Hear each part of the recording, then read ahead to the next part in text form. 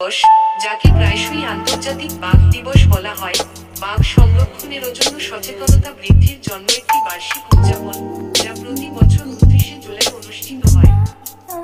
এটি 2010 সালে রাশিয়ার সেন্ট পিটার্সবার্গ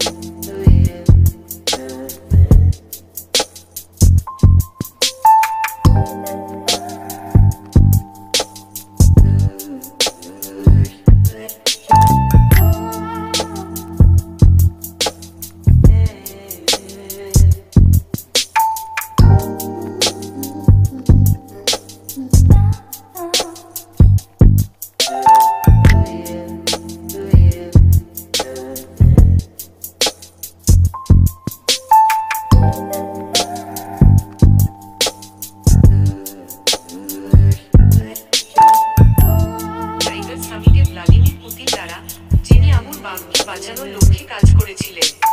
তিনি রাশিয়ায় বাঘ শিকার, অবৈধ বাণিজ্য, পরিবহন বা সংরক্ষণের জন্য উল্লেখযোগ্যভাবে কঠোর শাস্তি এবং দীর্ঘ কারাদণ্ড